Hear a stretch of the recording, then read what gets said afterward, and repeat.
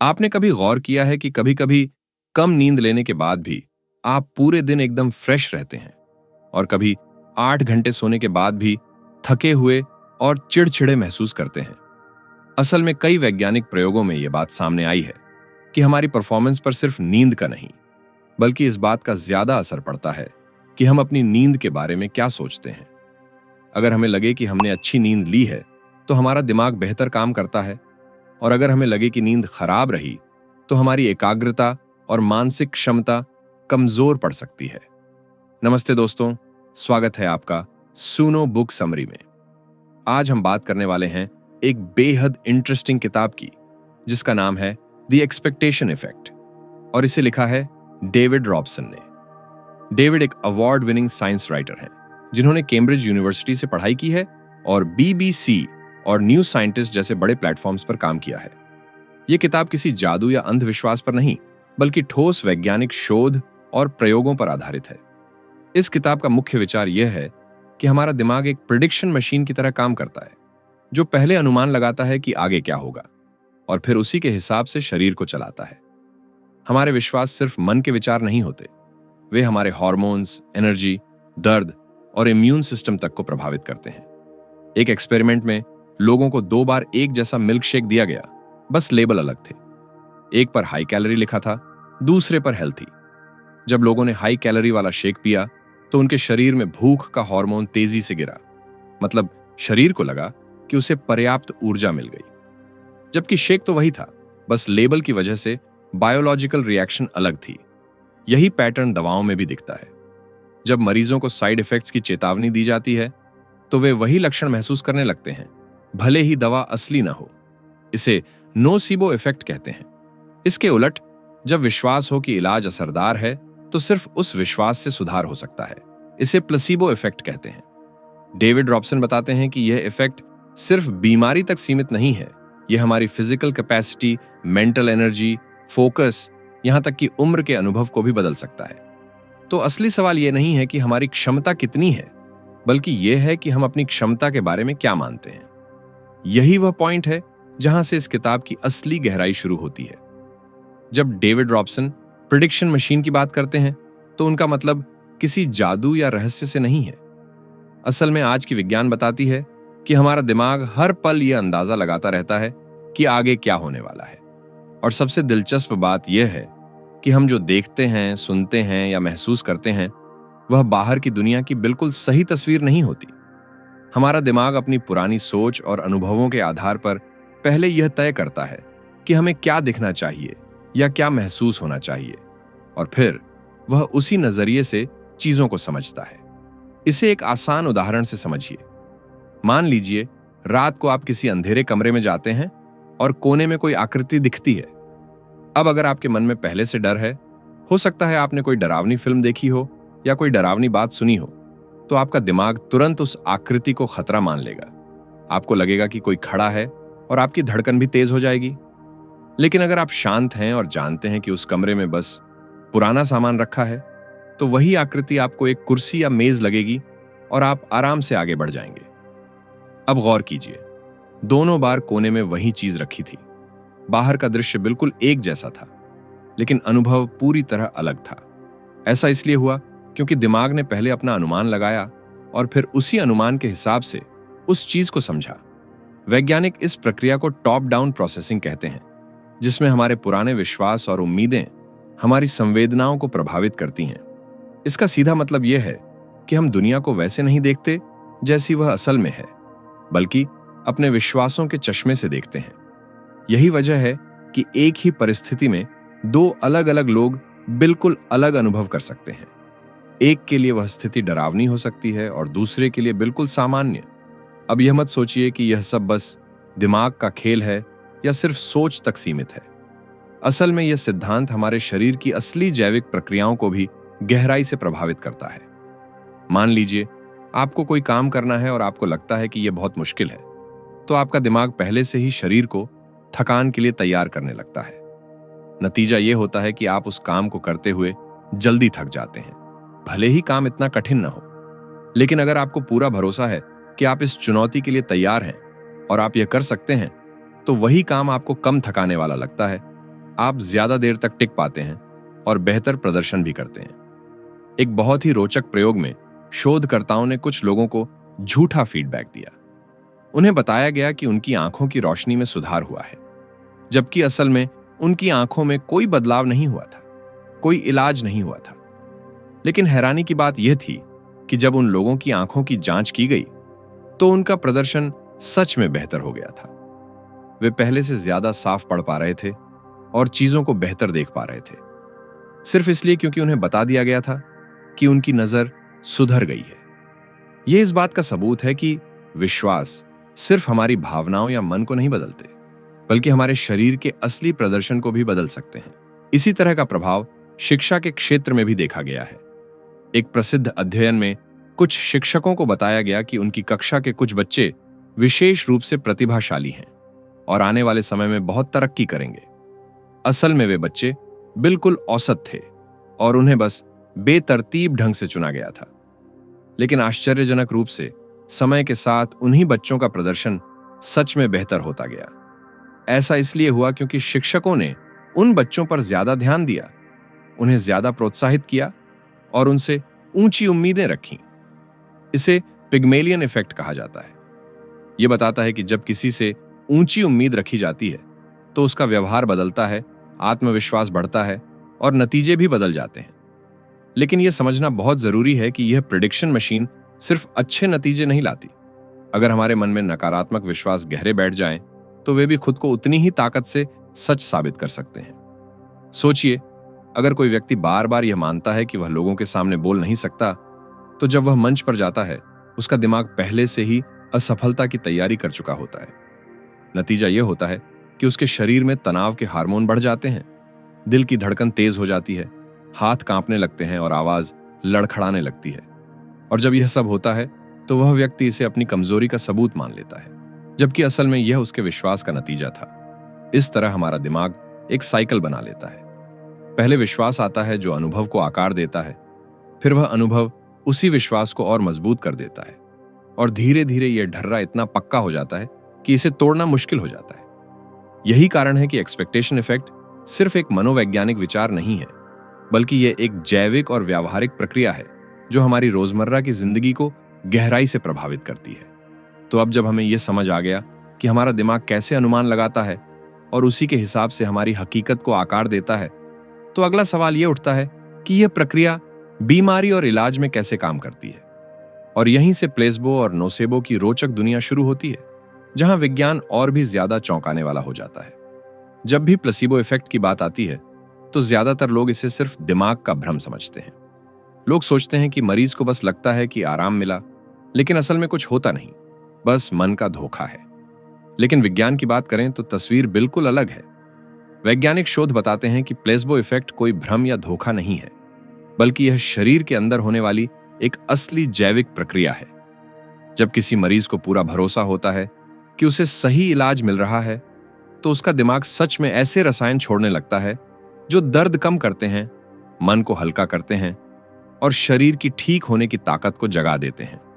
इस बात पर सबसे पहले ध्यान 1950 के दशक में गया, जब हेनरी बीचर नाम के एक डॉक्टर ने कुछ बहुत अजीब देखा। बात दूसरे विश्व युद्ध की है, जब लड़ाई में घायल सैनिकों के लिए असली दर्द निवारक दवाइयां खत्म हो गईं, तो बीचर ने मजबूरी में कई सैनिकों को बस साधारण सलाइन का इंजेक्शन लगा दिया, जिसमें कोई दवाई थी ही नहीं।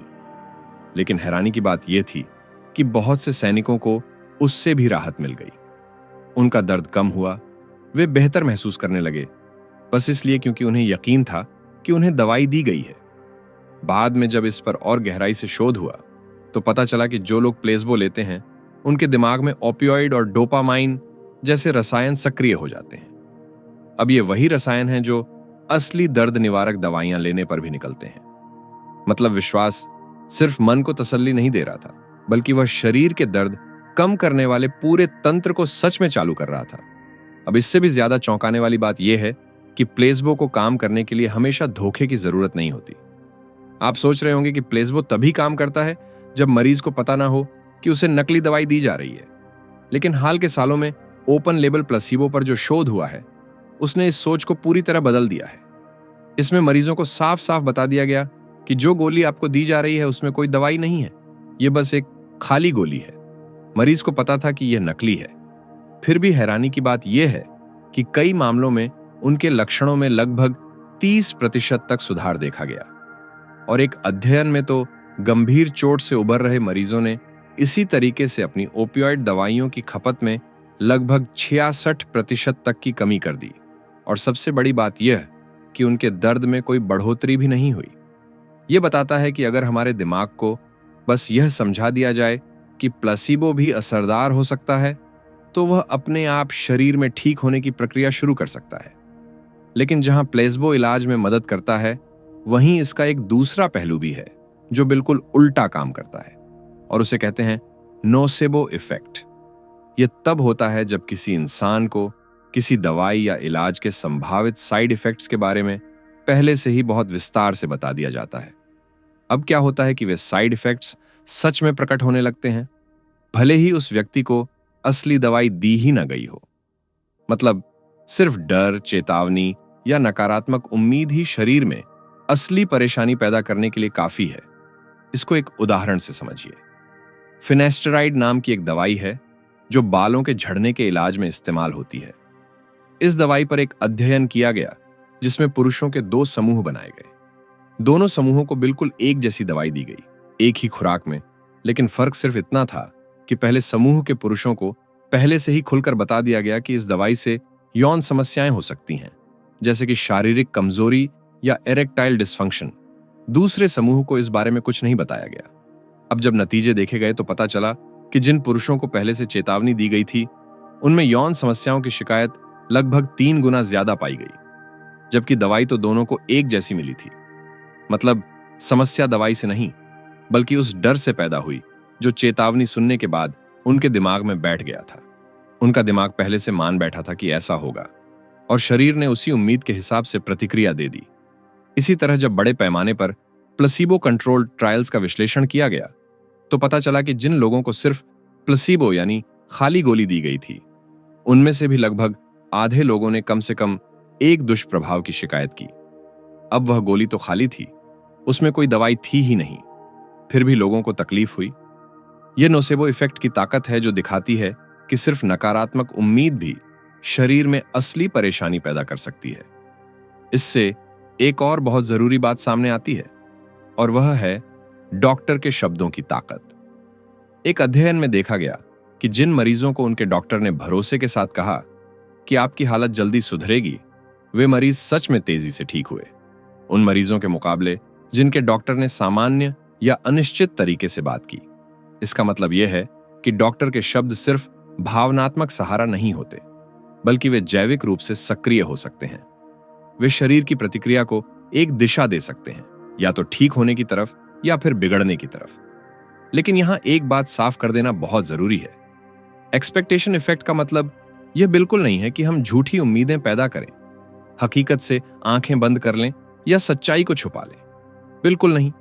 इसका मतलब बस इतना है कि जो भी तथ्य हैं, उन्हें इस तरह से पेश किया जाए जो संतुलित हो, जो सकारात्मक हो, ताकि मरीज का दिमाग इलाज की प्रक्रिया में साथ दे, मदद करे, न कि उसमें रुकावट बने।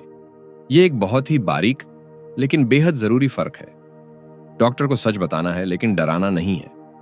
तो प्लेसिबो और नोसेबो हमें एक बहुत बड़ी सीख देते हैं। वो यह कि विश्वास कोई निष्क्रिय चीज नहीं है जो बस दिमाग में बैठी रहती है। यह एक सक्रिय ताकत है जो हमारे दर्द को, हमारी ऊर्जा को और हमारी पूरी सेहत को बदल सकती है। और सबसे दिलचस्प बात यह है कि यही सिद्धांत सिर्फ बीमारी और इलाज तक सीमित नहीं है। जब हम व्यायाम, शारीरिक ताकत और फिटनेस की बात करते हैं, तब भी यही एक्सपेक्टेशन इफेक्ट उतनी ही ताकत से काम करता है और हमारे प्रदर्शन की सीमाएं तय कर सकता है। अगर आप किसी से पूछें कि तुम्हारी शारीरिक ताकत किस चीज पर निर्भर करती है, तो ज्यादातर लोग यही कहेंगे कि मांसपेशियों पर, सहन शक्ति पर और नियमित कसरत पर। और यह बात सही भी है, इसमें कोई शक नहीं। लेकिन इस किताब में जो शोध पेश किए गए हैं, वे एक ऐसी परत खोलते हैं जिसके बारे में हम अक्सर सोचते ही नहीं। वे बताते हैं कि हमारी शारीरिक सीमाएं सिर्फ मांसपेशियों से तय नहीं होती, बल्कि उनका एक बड़ा हिस्सा हमारे दिमाग से जुड़ा होता है। इस बात से जुड़ा होता है कि हम अपनी ताकत और क्षमता के बारे में क्या सोचते हैं और क्या उम्मीद रखते हैं। इसे समझने के लिए एक पुराना लेकिन बहुत मशहूर अध्ययन देखते हैं। लंदन में डबल डेकर बसों पर दो तरह के लोग काम करते थे, ड्राइवर और कंडक्टर। दोनों लगभग एक जैसी सामाजिक और आर्थिक पृष्ठभूमि से आते थे। दोनों एक ही बस में काम करते थे, लेकिन उनके काम का तरीका बिल्कुल अलग था। ड्राइवर पूरे दिन अपनी सीट पर बैठकर बस चलाते थे, जबकि कंडक्टर लगातार बस में इधर उधर घूमते थे, यात्रियों के टिकट काटते थे, ऊपर नीचे सीढ़ियां चढ़ते उतरते थे। औसतन वे हर दिन 500 से 750 सीढ़ियां चढ़ते थे, जो अपने आप में बहुत बड़ी शारीरिक गतिविधि है। जब शोधकर्ताओं ने इन दोनों समूहों की सेहत की तुलना की, तो पता चला कि कंडक्टरों में दिल की बीमारी का खतरा ड्राइवरों के मुकाबले लगभग आधा था। यह अध्ययन आधुनिक व्यायाम विज्ञान की नींव बना, क्योंकि इसने साबित किया कि रोजमर्रा की छोटी छोटी शारीरिक हलचल भी हमारी सेहत पर बहुत गहरा असर डालती है। लेकिन यहां एक्सपेक्टेशन इफेक्ट की एक और मजेदार बात सामने आती है। बस काम करना काफी नहीं है, बल्कि हम उस काम के बारे में क्या सोचते हैं वो भी उतना ही मायने रखता है। इसे एक उदाहरण से समझिए। एक शोध में होटल में काम करने वाली ऐसी महिलाओं को चुना गया जिनका काम था पूरे दिन कमरे साफ करना, बिस्तर लगाना, फर्श पोंछना और भारी सामान इधर उधर करना। अब यह काम शारीरिक रूप से काफी थकाने वाला है, लेकिन इन महिलाओं को लगता था कि यह तो बस हमारा रोजाना का काम है, इसमें कौन सी कसरत है। फिर शोधकर्ताओं ने इन महिलाओं को बैठाकर समझाया कि जो काम आप रोज करती हैं, यह सब असल में अच्छी खासी कसरत के बराबर है और इससे कैलोरी भी जलती है। बस इतना बता दिया गया। उनके काम में कोई बदलाव नहीं किया गया, लेकिन कुछ ही हफ्तों में हैरानी की बात हुई। उनका वजन कम हुआ, बीपी बेहतर हुआ और ओवरऑल सेहत में सुधार दिखा। जबकि काम वही था, मेहनत वही थी, बस उनकी सोच बदल गई थी। मतलब शरीर ने तब ज्यादा फायदा उठाया जब दिमाग को यकीन हो गया कि यह कसरत है। अब बात करते हैं विजुअलाइजेशन, यानी कल्पना की ताकत की, जो खिलाड़ियों की दुनिया में बहुत मशहूर तरीका है। कल्पना का मतलब है किसी चीज को करने से पहले उसे दिमाग में देखना, मन ही मन उसका अभ्यास करना। अमेरिकी तैराक माइकल फेल्प्स को तो आप जानते ही होंगे, जिन्होंने ओलंपिक्स में सबसे ज्यादा स्वर्ण पदक जीते हैं। वे अपनी हर दौड़ से पहले एक खास काम करते थे। वे अपने दिमाग में पूरी दौड़ को पहले ही देख लेते थे। पानी में हर हाथ का स्ट्रोक, हर मोड़ और आखिरी छोर तक पहुंचना, सब कुछ वे बार बार अपने मन में देखते थे। अब यह सिर्फ मन को शांत करने का तरीका नहीं था, इसका असली वैज्ञानिक असर भी होता है। एक प्रयोग में कुछ लोगों ने 6 हफ्ते तक सिर्फ यह कल्पना की कि वे वजन उठा रहे हैं। असल में उन्होंने कोई वजन नहीं उठाया, बस मन में सोचते रहे कि उठा रहे हैं। अब आप सोचेंगे कि भला इससे क्या होगा, लेकिन हैरानी की बात यह है कि 6 हफ्ते बाद जब उनकी मांसपेशियों की ताकत नापी गई, तो उसमें लगभग 11% की बढ़ोतरी पाई गई। बिना कुछ किए सिर्फ सोचने से ताकत बढ़ गई। यह बताता है कि हमारा दिमाग मांसपेशियों पर भी असर डाल सकता है, भले ही हम असल में कोई कसरत न कर रहे हों। इससे भी ज्यादा हैरान करने वाला उदाहरण है हिस्टेरिकल स्ट्रेंथ का, जिसे हम संकट की ताकत भी कह सकते हैं। आपने कभी ऐसी कहानियां सुनी होंगी जहां आम लोगों ने खतरे के समय ऐसी ताकत दिखाई जो सामान्य हालात में असंभव लगती है। एक सच्ची घटना में एक युवती ने अपने पिता को बचाने के लिए एक भारी कार को उठा लिया, जिसके नीचे वे दब गए थे। अब सोचिए, एक साधारण लड़की जो शायद जिम भी नहीं जाती, वह इतनी भारी गाड़ी कैसे उठा सकती है? सामान्य हालात में तो यह नामुमकिन है। वैज्ञानिकों का मानना है कि ऐसा इसलिए होता है क्योंकि आम दिनों में हमारा दिमाग हमारी पूरी ताकत का इस्तेमाल नहीं होने देता। वह एक सीमा बनाकर रखता है ताकि हमारी मांसपेशियां और हड्डियां सुरक्षित रहें, कहीं टूट न जाएं या चोट न लगे। लेकिन जब दिमाग को लगता है कि यह जीने मरने का सवाल है, किसी अपने की जान खतरे में है, तो वह यह सीमा हटा देता है और शरीर की छुपी हुई ताकत को बाहर निकाल देता है। इसका सीधा मतलब यह है कि हमारी शारीरिक सीमा सिर्फ मांसपेशियों से तय नहीं होती, बल्कि हमारा दिमाग तय करता है कि हम कितनी ताकत इस्तेमाल कर सकते हैं।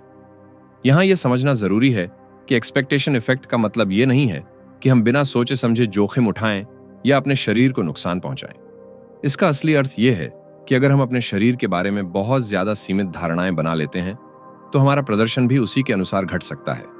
अगर हमें यह विश्वास हो जाए कि हम थक चुके हैं, तो दिमाग ऊर्जा बचाने के लिए शरीर को धीमा कर देगा। लेकिन अगर हमें लगे कि अभी हमारे पास ऊर्जा बाकी है, तो शरीर उसी संकेत के अनुसार काम करता रहेगा। यही कारण है कि कुछ लोग लंबे समय तक काम करने के बाद भी सक्रिय और ऊर्जावान रहते हैं, जबकि कुछ लोग जल्दी थक जाते हैं। यह फर्क हमेशा शारीरिक क्षमता का नहीं होता, बल्कि कई बार यह मानसिक उम्मीदों का फर्क होता है। जो लोग मानते हैं कि वे मजबूत हैं और उनमें ऊर्जा है, उनका शरीर भी उसी दिशा में काम करता है। तो व्यायाम और शारीरिक ताकत के क्षेत्र में एक्सपेक्टेशन इफेक्ट हमें यह सिखाता है कि हम अक्सर अपने प्रदर्शन से पहले ही अपने दिमाग में उसकी सीमा तय कर लेते हैं। अगर हम अपनी क्षमता के बारे में संतुलित और सकारात्मक नजरिया रखें, तो शरीर भी उसी दिशा में सहयोग देने लगता है। जब भी खाने की बात आती है, तो ज्यादातर चर्चा कैलोरी, फैट और कार्बोहाइड्रेट के इर्द गिर्द घूमती है। हम सोचते हैं कि जो खाना जितनी कैलोरी का होगा, शरीर पर उसका उतना ही असर पड़ेगा। लेकिन इस किताब में जो शोध दिखाए गए हैं, वे बताते हैं कि खाने का हमारे शरीर पर असर सिर्फ उसमें क्या है इससे तय नहीं होता, बल्कि उस खाने के बारे में हम क्या सोचते हैं वह भी उतना ही मायने रखता है। इस बात को समझने के लिए उसी मिल्कशेक वाले प्रयोग को थोड़ा विस्तार से देखते हैं जिसका जिक्र पहले किया था।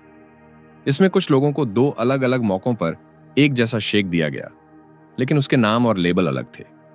एक शेक को इंडल्जेंस नाम दिया गया और उस पर लिखा था कि इसमें 620 कैलोरी हैं और यह हाई फैट वाला है, मतलब एक मजेदार और भरपूर ट्रीट की तरह पेश किया गया। दूसरे शेक को सेंसी शेक नाम दिया गया और उसे हल्का और कम कैलोरी वाला बताया गया, जैसे कि यह एक हेल्थी ऑप्शन है। जबकि असल में दोनों शेक बिल्कुल एक जैसे थे, उनमें कोई फर्क नहीं था। अब जो नतीजे सामने आए वे बेहद दिलचस्प थे। जब लोगों ने इंडल्जेंस समझकर शेक पिया, तो उनके शरीर में ग्रेलिन नाम के हार्मोन का स्तर तेजी से गिरा। ग्रेलिन को भूख का हार्मोन कहा जाता है, क्योंकि यह हमें बताता है कि हमें खाने की जरूरत है। जब इसका स्तर गिरता है, तो शरीर को संकेत मिलता है कि उसे पर्याप्त खाना मिल चुका है और अब वह ऊर्जा खर्च करने के लिए तैयार है। लेकिन जब उन्हीं लोगों ने वही शेक हेल्थी लेबल के साथ पिया, तो ग्रेलिन में गिरावट बहुत कम रही। इसका मतलब यह हुआ कि उनका शरीर कम संतुष्ट महसूस कर रहा था, भले ही उन्होंने बिल्कुल वही चीज पी थी। यह नतीजा बताता है कि सिर्फ कैलोरी ही शरीर को प्रभावित नहीं करती, हमारी सोच भी उतनी ही अहम है। एक और अध्ययन में लोगों को चॉकलेट बार दी गई और उन्हें बताया गया कि यह हेल्थी है। अब जिन लोगों ने यह सोचकर खाया कि यह हेल्दी और हल्की चीज है, उन्हें खाने के बाद भी पेट नहीं भरा, वे कम संतुष्ट हुए। हैरानी की बात यह है कि कुछ लोगों को तो खाने के बाद पहले से भी ज्यादा भूख लगने लगी, जबकि कुछ लोगों ने कुछ खाया ही नहीं था और उन्हें इनसे कम भूख लग रही थी। अब सोचिए, चॉकलेट खाने के बाद भी भूख बढ़ जाना, सिर्फ इसलिए क्योंकि दिमाग ने सोच लिया कि यह हेल्थी यानी हल्की चीज है, तो पेट नहीं भरेगा। यह बताता है कि अगर हम किसी खाने को डाइट फूड या हेल्थी फूड की तरह देखते हैं, तो हमारा दिमाग उसे पूरी तरह संतुष्टि देने वाली चीज नहीं मानता और शरीर भी उसी हिसाब से रिएक्ट करता है। यह बात सिर्फ भूख तक सीमित नहीं है। हमारी उम्मीदें यह भी प्रभावित कर सकती हैं कि हम भोजन से पोषक तत्व कितनी अच्छी तरह सोखते हैं। अगर हमें लगता है कि कोई भोजन हमारे लिए फायदेमंद है, तो शरीर उसे ज्यादा सकारात्मक तरीके से प्रोसेस कर सकता है, और अगर हमें लगता है कि यह हमारे लिए नुकसानदायक है, तो शरीर की प्रतिक्रिया भी उसी के अनुसार बदल सकती है। यही कारण है कि खाने को लेकर गिल्ट महसूस करना कई बार डाइट से भी ज्यादा नुकसान पहुंचा सकता है। अगर हम हर बार कुछ खाने के बाद ये सोचते रहें कि मैंने ये गलत खा लिया, मुझे ये नहीं खाना चाहिए था, तो हमारा दिमाग तनाव की स्थिति में आ जाता है, और जब तनाव होता है तो शरीर में कॉर्टिसोल जैसे तनाव के हार्मोन्स बनते हैं, जो शरीर के मेटाबॉलिज्म को धीमा कर देते हैं। इसका मतलब यह है कि लंबे समय में आपका वजन बढ़ सकता है और सेहत पर बुरा असर पड़ सकता है। तो कई बार समस्या खाने में नहीं होती, बल्कि खाने के बारे में हमारी नकारात्मक सोच में होती है। यहां लेखक एक दिलचस्प बात कहते हैं, जिसे वे फूड पैराडॉक्स स्थिति कहते हैं। जब हम खाने को बहुत ज्यादा नियंत्रित करने की कोशिश करते हैं, हर चीज को तौलने लगते हैं, डरने लगते हैं कि ये खाऊं या ना खाऊं, और खाने के बाद गिल्ट महसूस करते हैं, तो यह हमारे शरीर के साथ एक तरह की लड़ाई की स्थिति पैदा कर देता है। शरीर और दिमाग एक दूसरे के खिलाफ काम करने लगते हैं। लेकिन अगर हम खाने को संतुलित नजरिए से देखें, उसे खुशी और संतोष के साथ खाएं, तो शरीर भी साथ देता है और पाचन से लेकर ऊर्जा के इस्तेमाल तक सब कुछ बेहतर तरीके से होता है। इसका मतलब यह नहीं है कि खाने में क्या है यह मायने नहीं रखता, या हम कुछ भी खा लें। बात बस इतनी है कि खाने का असर सिर्फ इस बात से तय नहीं होता कि उसमें क्या है, बल्कि इस बात से भी तय होता है कि हम उसके बारे में क्या सोचते हैं। हम क्या खाते हैं यह जरूरी है, लेकिन हम उसके बारे में कैसा महसूस करते हैं वह भी उतना ही जरूरी है। तो जब हम ये समझ लेते हैं कि लेबल और उम्मीदें हमारे मेटाबॉलिज्म को प्रभावित कर सकती हैं, तो अगला स्वाभाविक सवाल तनाव और मानसिक ऊर्जा का आता है। क्योंकि जिस तरह हम भोजन के बारे में मान्यताएं बना लेते हैं, उसी तरह हम तनाव और अपनी इच्छा शक्ति के बारे में भी धारणाएं बना लेते हैं, और वही धारणाएं हमारी क्षमता की सीमा तय करने लगती हैं। तनाव को आमतौर पर हम एक दुश्मन की तरह देखते हैं। बचपन से हमें सिखाया जाता है कि तनाव बुरा है, यह शरीर को नुकसान पहुंचाता है, सोचने समझने की क्षमता कम करता है और लंबे समय में गंभीर बीमारियों का कारण बन सकता है। यह बात पूरी तरह गलत भी नहीं है, लेकिन इस किताब में जो शोध पेश किए गए हैं वे बताते हैं कि तनाव का प्रभाव केवल इस बात पर निर्भर नहीं करता कि वह कितना है, बल्कि इस बात पर भी निर्भर करता है कि हम उसे कैसे देखते हैं। अगर हम तनाव को एक खतरे की तरह देखते हैं तो शरीर भी वैसे ही रिएक्ट करता है। दिल तेज धड़कने लगता है, बीपी बढ़ जाता है, पसीना आने लगता है और हम घबराहट महसूस करते हैं। लेकिन जब लोग उसी तनाव को एक चुनौती या मौके की तरह देखते हैं, ये सोचते हैं कि यह दबाव मुझे और मजबूत बनाएगा, मैं इसे संभाल सकता हूं, तो शरीर की प्रतिक्रिया बदल जाती है। इस हालत में दिल ज्यादा अच्छे से काम करता है और परफॉर्मेंस बेहतर हो सकती है। मतलब तनाव हमेशा बुरा नहीं होता, उसका असर काफी हद तक इस बात पर निर्भर करता है कि हम उसे किस नजरिए से देखते हैं। इसी तरह इच्छा शक्ति यानी विल पावर के बारे में भी हमारी सोच बहुत मायने रखती है। लंबे समय तक यह माना जाता रहा कि खुद पर काबू रखने की ताकत एक सीमित चीज है, बिल्कुल मोबाइल की बैटरी की तरह। जैसे फोन इस्तेमाल करते करते बैटरी खत्म हो जाती है, वैसे ही दिन भर फैसले लेते लेते और खुद को रोकते रोकते हमारी मानसिक ऊर्जा भी खत्म हो जाती है। इसीलिए शाम को हम ज्यादा थके हुए और कमजोर महसूस करते हैं और गलत फैसले ले लेते हैं। लेकिन वेरोनिका जॉब और उनके साथियों ने जब इस पर शोध किया तो कुछ अलग ही बात सामने आई। उन्होंने पाया कि यह असर सब पर एक जैसा नहीं होता। यह इस बात पर निर्भर करता है कि आप क्या मानते हैं। जो लोग ये मानते थे कि मानसिक ऊर्जा सीमित है और इस्तेमाल से खत्म हो जाती है, वे मुश्किल काम करने के बाद सच में जल्दी थक जाते थे।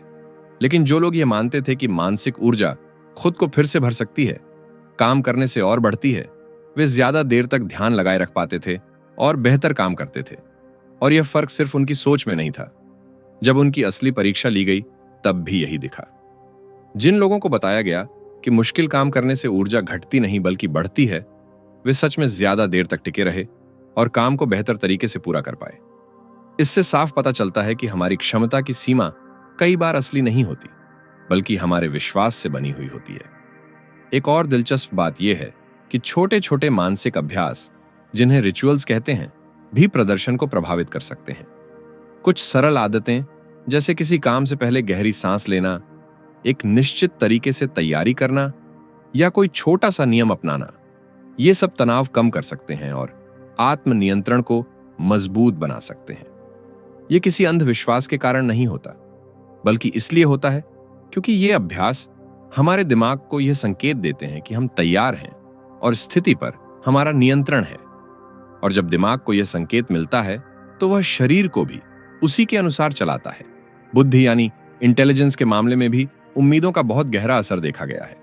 पिग्मेलियन इफेक्ट वाले प्रयोग को याद कीजिए, जिसकी बात हमने पहले की थी, जहां टीचर्स को बताया गया कि कुछ बच्चे खास प्रतिभाशाली हैं। समय के साथ उन बच्चों का प्रदर्शन सच में बेहतर हो गया, जबकि शुरू में वे बाकी बच्चों जैसे ही थे। यहां भी वही बात दिखती है कि उम्मीद ने व्यवहार बदला और व्यवहार ने नतीजे बदल दिए। यह बात इसलिए जरूरी है क्योंकि हम अक्सर अपनी काबिलियत को एक फिक्स्ड चीज मान लेते हैं जो बदल नहीं सकती।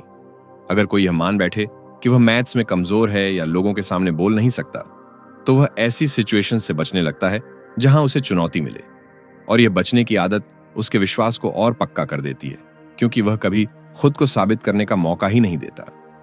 धीरे धीरे अपने बारे में यह सोच इतनी मजबूत हो जाती है कि उसे तोड़ना बहुत मुश्किल हो जाता है।